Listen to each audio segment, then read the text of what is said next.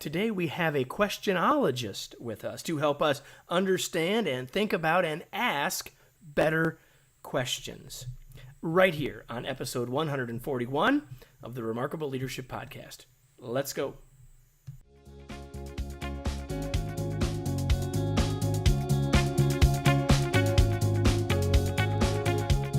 Welcome to the Remarkable Leadership Podcast. We are here each week to talk about leadership, teamwork, organizational culture, and human potential with experts from every walk of life. Your host is Kevin Eikenberry, a best-selling author and leadership thought leader for 25 years. This episode is sponsored by Kevin's book, The Long Distance Leader: Rules for Remarkable Remote Leadership. Order your copy today at remarkablepodcast.com/book. And now, here's your host, Kevin. Hey everybody, our guest today is Warren Berger. Warren Berger is a questionologist. He has studied hundreds of leading innovators and entrepreneurs and creative thinkers to learn how they ask questions, generate original ideas, and solve problems. His latest book is The Book of Beautiful Questions. He's also the author of A More Beautiful Question and Glimmer, among other books. His writing appears in Fast Company, Harvard Business Review, the New York Times, and he speaks around the world on the power of questioning in business and education. He lives in New York, and he's with us today. Warren, welcome. I'm glad to have you. Oh, it's great to be here. Thank you, Kevin. Hey, it's a pleasure. So I told you before we went on that as soon as I saw the book, I'm like, yep, I love it. So I'm a big believer in questions. People, I think I'm pretty decent at it. I'm always trying to get better at it. So I'm super excited to have you here. And I was actually thinking of the paradox as I was writing questions to talk to the question expert. Like, I'm hoping that I come out okay on that regard. Right. So I want to start with sort of, first of all, how do you become a questionologist? And just a little bit about the journey, your journey up into this point as we have this conversation. Yeah. Well, okay. First of all, have you heard of the term questionologist before? I have today. Are you familiar with it? Well, okay. I have when I've been preparing. Okay. Because it doesn't, as far as I know, it doesn't really exist. Well, that's what I figured, that you made it up. So what happened was, I've been studying questioning probably about 6-7 years now. And I started to look around and say, well, is there an official study? Is there an ology for questioning? And, there are all these ologies, right? There's hundreds of them from A to Z, and there's nothing for questioning. So I just started to, being a questioner myself, first I asked, why not? Why not a questionologist? And then I said, what if I just declared myself a questionologist? I did it. I actually put it in the pages of the New York Times. And so it's like a real thing now. If it's been in the New York Times, it's like a real thing. And no one questioned it. That's the thing. So I basically have been using that term, ever since. And what it means is just really what it sounds like. It's the study of questioning. I would love to establish it as an official kind of field. I've talked to some universities about that, and that may be something I work on in the future. But it's a thing I do. I've come across at least a half dozen other people around the country and around the world who are doing the same thing. Yeah, there are definitely people. In fact, I was, if you're watching, you can see me turning my head. I'm trying to find the episode that I did. There we go. Bob TD was an episode. Oh yeah, Bob. Bob is great. Bob is great. We both know Bob. I would call Bob a questionologist as well. There's a guy named Hal Gregerson who is at MIT. He's a questionologist. There's a group of us, and there's a whole institute called the Right Question Institute. They're all questionologists. So yeah, it's something that's growing now, and I think it's because there's been an awareness in the past few years about the importance of questioning. I don't know why it took so long. I mean, I think that's some a good people. Question. In and of itself. It's a good question. I think before you go on. We did have Bob on the show. So if you're listening and when we're done and you're wanting to move toward your own level of questionology as a listener, you can listen to the conversation I had with Bob, which was great. He's and fantastic. It was episode number 41. So for anyone who wants to go back and find Bob. Yeah, and he's been doing this for a while, and with very much a focus on leadership and leading with questions. And But, in general, I think the recognition of questioning has been fairly recent as a real asset, as an asset in the business world, as well as in other areas. But for a long time, I think people they just took it for granted. As I say in the book, questioning is like breathing, right? We just do it. We take it for granted. We figure everyone can do it because little kids do it. And we figure, there's no skill to it. We just kind of take it for granted. And so what I realized through my research is that, number one, it does a lot more for us than we realize. And number two, not all questions are created equal. You can get better at it. You can use it more effectively. So that's basically what's driving a lot of my work now. So you just said something that leads me to a new question. And so you said that asking questions can do more for us than we realize. So Yes. what are some of the things that asking questions can do for us beyond, I suppose, getting an answer from someone? Yeah. Well, okay. In the new book, the Book of Beautiful Questions, I break it down into 4 areas that I focus on. These are 4 areas where questioning can really help us. I actually think it can help us in more than that. I think I just happen to isolate those 4 areas. So I'll talk about those areas. So one is decision making, so questioning, when you're making a decision, a lot of us tend to go on instinct, we tend to go on emotion. And what questioning can do is use that rational part of your brain. Forcing yourself to ask certain types of questions it'll get you to bring more information into the decision-making process, and also get you to look at something from alternate points of view. That you can do that with questioning, and it's really effective. If you can shift your point of view, what happens is you start to see around your biases, and that's really important. So decision-making. One of the things that you talk about, the metaphor that you talk about is using questions in decision making is like being a flashlight. It says, exactly. now I can, and as you just said that about our biases are things that are unseen to us by definition, right? So the idea, the metaphor of the flashlight to help us see stuff that we didn't see before, or to illuminate the broader puzzle so that we can get to the best decision. I think it's a really great. Yeah, to expand on that metaphor, which I don't think I did in the book, but you could think of it this way. We already have a flashlight, right? All of us have a flashlight, but it has a very narrow field of vision. Yep. So when we're making a decision, and the psychologists who studied this, like Daniel Kahneman, have talked about this, we're seeing a very narrow thing, and we're making a decision based on this narrow thing we see. And there's all this information that's outside that field of vision that we're not taking into account, okay? And that's why we sometimes make bad decisions. Now, what the question can do is broaden the flashlight. It can broaden the scope of the flashlight. So you're seeing a lot more than what you were originally seeing, and that helps you make a better decision. So decision making is probably one of the most important things it can do, but it also can do, questioning can help you with innovation and creativity. It's kind of a way to trigger your thinking towards new ideas. It's a way to question what's around you or what's in front of you so you can reinvent it. And that's what innovators are doing all the time. They're taking things that already exist, they're reinventing them, they're combining them in new ways, and that's how we get all these wonderful breakthroughs. Third thing is relationships.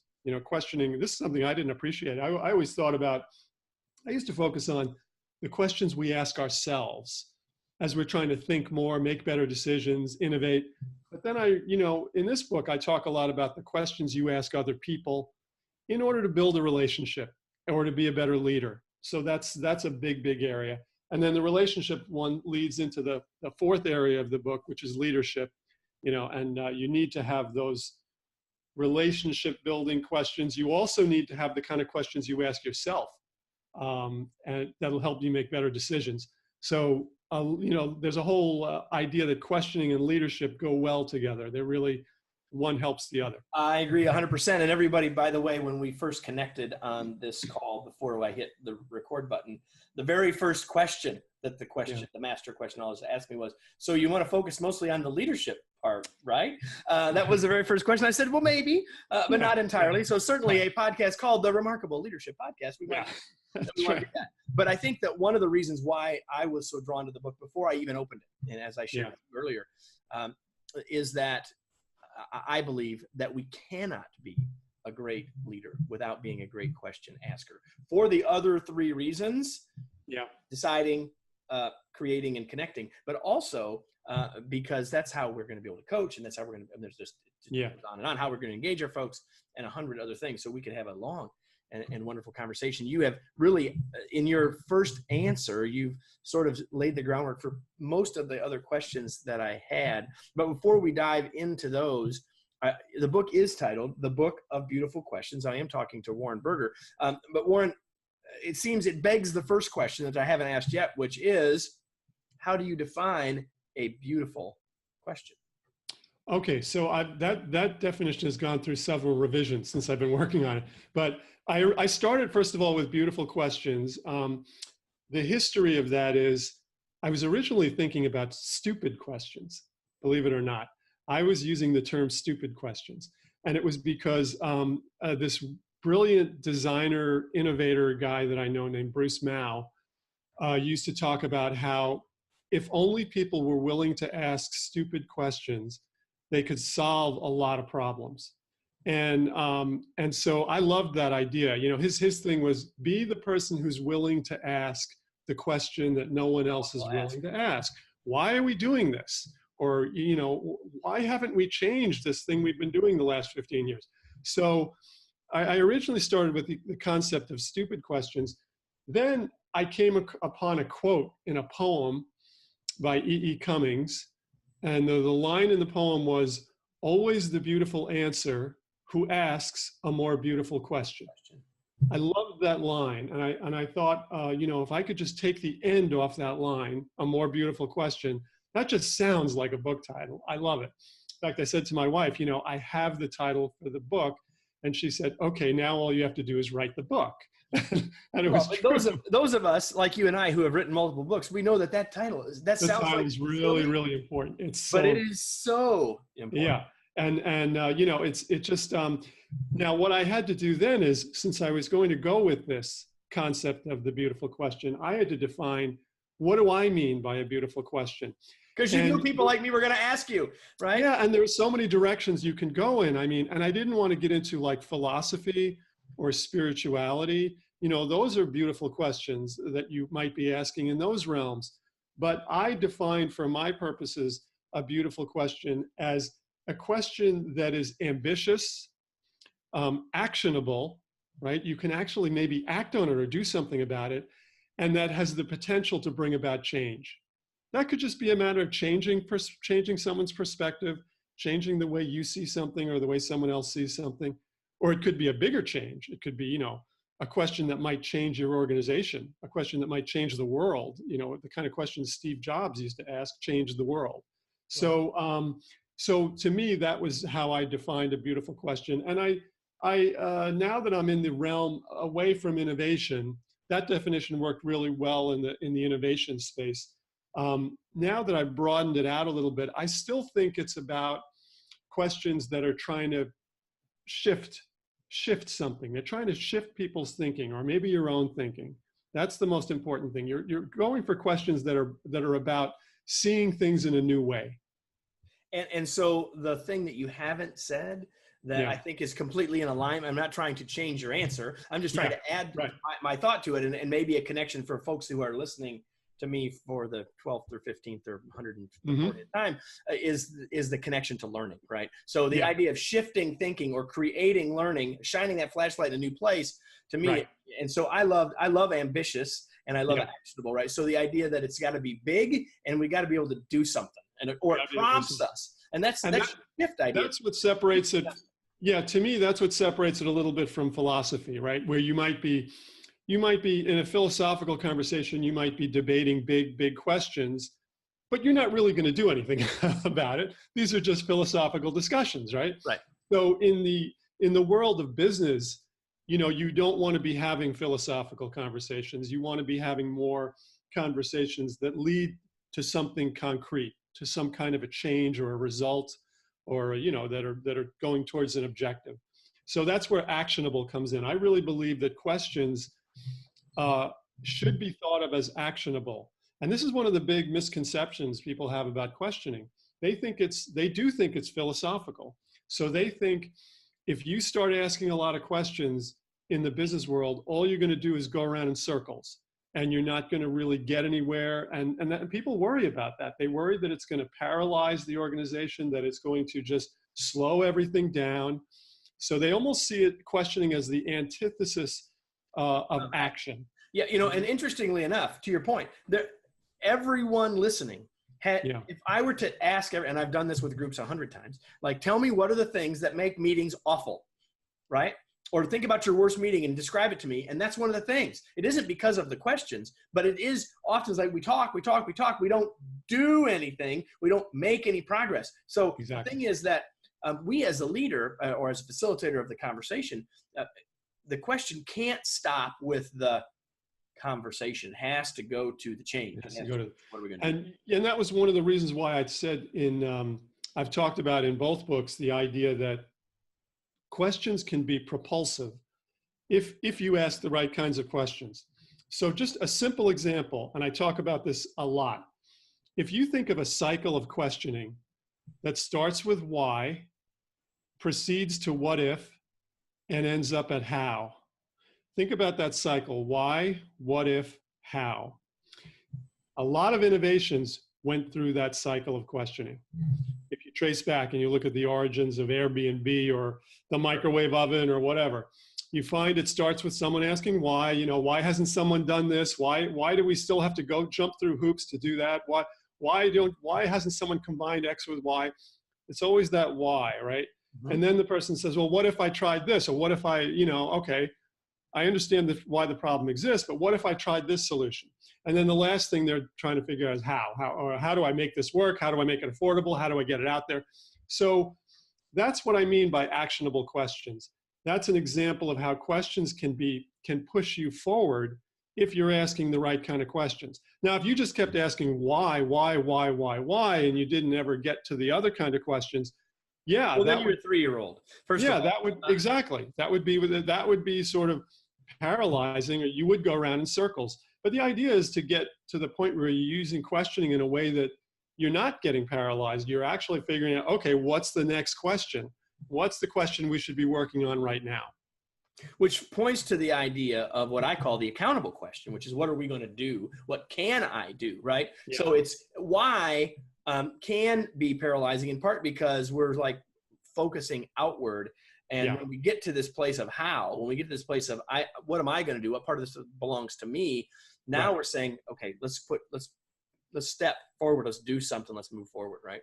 Yeah. So one of the things that you mentioned very briefly that I wanted us to talk about a little bit is the idea of the questions we ask ourselves versus the questions we ask others. Mm-hmm. And I know that you mentioned that you have thought a lot about both. I think as leaders, we need to be good at both. So we do. Say a little bit more. I mean, we've kind of been focusing more on the outward question, question to the group or with the group or to the person. But talk to me a little bit about your perspective on the questions we can be or need to be or would be best served by asking ourselves. Yeah, well, it's almost like you have to start with the questions you ask yourself. And then you move to the questions you ask others, because the questions you ask yourself are so foundational. They start with, why do you want to be a leader in the first place? Which sounds really basic, right? And a lot of people may think, well, I'm beyond that. But really, I believe if you look around at the world today, there's kind of a crisis of leadership. There are a lot of bad leaders out there. And I think the reason why is that they didn't get into it for the right reasons. They got into it for reasons that maybe had to do with personal ambition or just feeling they were entitled to it or whatever, And there's an interesting question I use in the book, or it's like a 2-part. Did you see that? The 2-part question where you ask yourself. I don't think I'm going to find it quickly, but if you see, I'm looking. Yeah, but go ahead. Yeah, well, it's where you can ask yourself as a leader, why do I want to be a leader? And then the second part of the question is, why would other people want me to lead them? Now, what I say in the book is the answer to the first part should also work as an answer to the second part. And if it doesn't, something's wrong. And so I'll give you an example. If I say, why do I want to be a leader? And the person says, well, I've been working at this company 20 years. I've risen through the ranks. I deserve it, doggone it. Now you think about the second part, why would someone want me to lead them? That doesn't work. The other people don't care if you think you deserve to be a leader. They don't care if you're in it for the money or what they need is, so a good answer to the first part would be, I want to make this the best organization in the world, or I want to make this a place where people really want to come to work, or whatever, and that's going to work for the second question as well. So I think, that's kind of where you start with questioning, with those kind of foundational questions that just make sure you're in it for the right reasons. Now, maybe if you can't answer that first question exactly right, maybe think about it. Think about altering your views a little bit and your objectives and your goals so that you can have a better answer to that first question. We can change our goals and our approaches, but we have to think about them first. So that's, and if we're not aware, if we haven't thought, not aware, there's no way we're going to change them, right? So the whole point of, if we're just someone in the book used a great quote about people rise to the top just by climbing the pole. He called it the greasy pole. Whoever can climb to the top of the greasy pole, and then suddenly they're at the top, but they don't really know why they're there or whether they want to really be there. So I think that's so important to start with those kinds of questions. It's more than just why do I want to be a leader, but it's asking questions about your core values. What do I stand for as a leader? What's my story? What am I about? If I had to tell people about myself in 2 minutes, what is my story as a leader? Where did I come from? What am I bringing to this? So I think you have to clarify all that. And the way to do it is to ask yourself these questions and think about them. Spend some time. Don't try to come up with the answer in 2 seconds, pour yourself a cup of coffee and go sit in the garden and think about those questions and work on them. So I promise everybody listening that this is not a setup. I did not know that Warren was going to say those things exactly, but I can tell you that as this is going live in the middle of January, that in just about now, I'm delivering a brand new workshop called The Remarkable Retreat. And I can tell you that those questions are a part of the first part of that workshop. And so if that strikes you, and yes, you absolutely ought to be asking them yourself, but if you can think that an opportunity to sit in a circle with a group of other folks striving to be more effective leaders led by me, where we're going to ask those kinds of questions at the start would be of interest, then just let us know. And we'll let you know when we're going to do this workshop again in the future. It's called the Remarkable Retreat. So man, that was not planned. Well, yeah. One of the subtitles or one of the questions in my book is, why must I retreat in order to lead? And I know. I noticed that one as well. Because it's a contradiction, right? We feel like the leader should just be going forward and be out in front of everybody. Doesn't need to go sit somewhere. Doesn't need to go off somewhere. But really, yes, they do. They need quiet time. In some ways, they need it more than anybody else, because when you're a leader, you've constantly got people coming at you. So it's very easy to get into the mode of, I'm just going to put out fires. That's all I'm going to do all day long, is wait for the next fire and put it out. And you won't have to wait very long, because they're going to. No, you don't have to wait. They'll come to you. So the only way to get around that is to carve out time and make it sacred and say, I don't care. I'm unreachable during this period. This is my period when I am either going to get together with other people that I can think about deep things with, or just get with myself. And that you have to carve that out. There's someone in the book mentioned that we all operate either on a manager's schedule or a maker's schedule.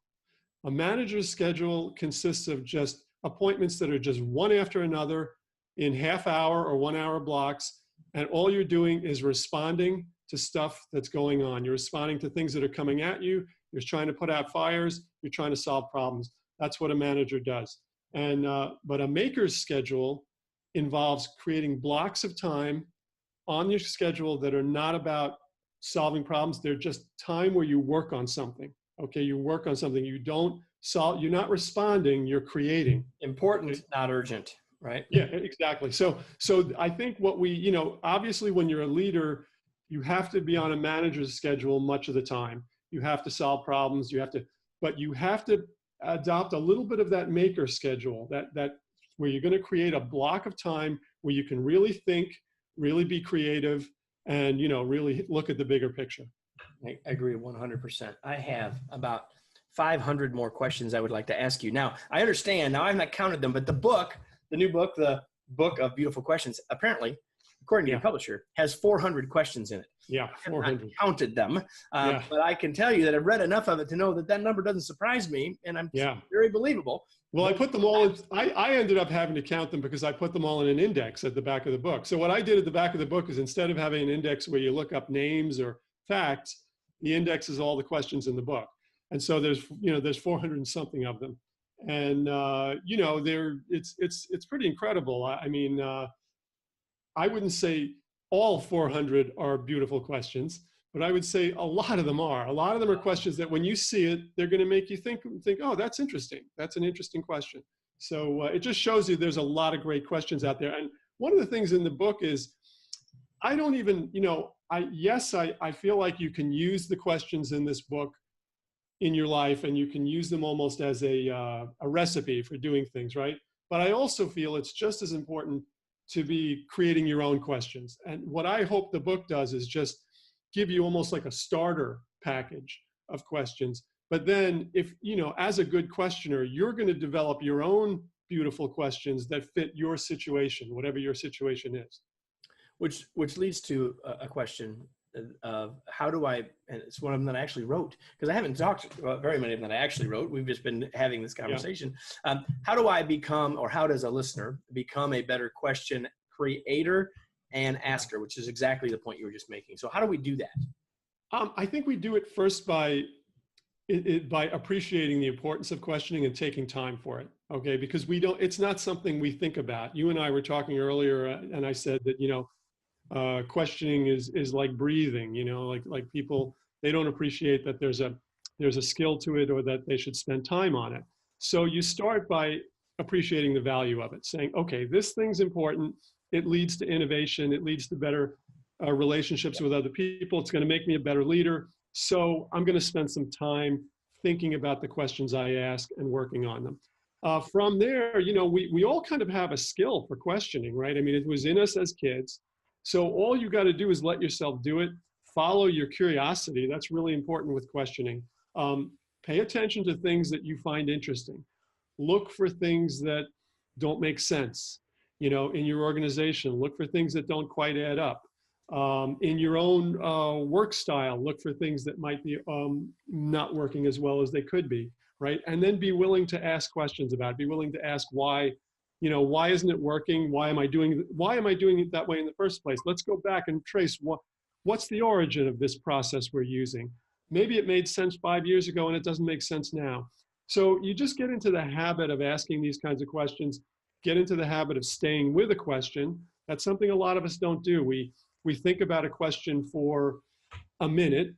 If we don't have the answer right away, if we can't look it up on Google, then we just move on. We say, okay, well, whatever, and then we move on. So what a good questioner does is every time you think of an interesting question, document it, write it down, okay? Yes. And own it. I say the biggest thing is to take ownership of good questions. There's in my A More Beautiful Question, I must have had 20 stories of innovations that started with a question, right? And people would say to me, well, I don't get it. He'd say, just because Reed Hastings of Netflix, just because he asked the question, why do I have to pay these late fees on my Blockbuster videos? Right. That was the question that started Netflix, okay? Yep. Just because he asked that question, well, so what? Lots of other people asked that question too. Lots of other people probably said, and I said, well, okay, here's the difference. Reed Hastings owned the question. He took ownership of it. He didn't just ask it and say, oh, well, when you do that, you're just complaining, right? But he took ownership of that question and he stayed with it. And eventually he got to the innovation. He went through the why, what if, how, he got all the way, okay? So that to me is the big thing. That's what you got to develop the habit for, is understanding that whenever you do come upon an interesting question, there's value there. Try to capture the question. Don't feel like you have to answer it right away, and stay with it. The same thing if people in your organization ask an interesting question. I'm going to tell you, Kevin, there's a line that drives me crazy. And I know a lot of leaders say it, and I understand why they say it, but I disagree with it. Do you know which line I'm talking about? Do you happen to know? Go for it. Okay. So it's the line where leaders say, don't bring me questions, bring me answers. Or sometimes they phrase it as, don't bring me problems, bring me solutions. A lot of leaders like to say that, okay? I understand why they say it. They're busy. They want someone to come to them with a thought out, strategy for whatever the problem is. But here's why I disagree with it, okay? There is value in the question itself. And you don't have to have the answer for the question to be valuable. If I'm working for a company and I say, why are we having trouble with XYZ here? Why is this going on? There's value in just asking that question and bringing it to the surface and bringing it to people's attention. If I force you to have an answer to that, you might not have it. You might say, why are we having trouble with this? I don't really know what we could do about it, but I know it's a problem. I know it's an issue. Yep. If I force you to have an answer, then you'll never ask the question. You'll keep it to yourself. You say, well, I don't know the answer, so therefore I better not raise the problem because I don't have an answer to it. So what I'm saying to leaders is, value the question itself. If it's a good question, if it brings attention to something really important, there's value in that. And maybe the whole team has to work on it to answer it. Don't expect that poor person who identified the problem to solve it. Maybe the whole company has to solve this problem. And maybe if you do, it's going to be a huge innovation. So anyway, that's one of the habits that I think I would advise to people is appreciate other people's questions and appreciate your own questions more. And then just a matter of, how do you get better? How do you make your questions better? You make your questions better just by working on them and thinking about them. Can I expand the question a little bit? Is the question specific enough?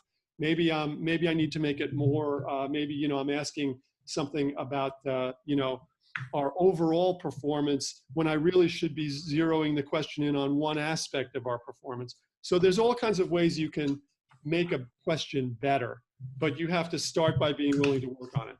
And I think that's right. And so I was looking down at the book because I'm saying that this book, which is called, again, The Book of Beautiful Questions, does have over 400 of them in it, and it does have an index of questions starting on page 261. I would argue to all of you that if even all you did was buy the book and rip out pages 261 to 271, right? Don't do that. But even if you did, it would be worth spending the however many dollars it is to buy this book.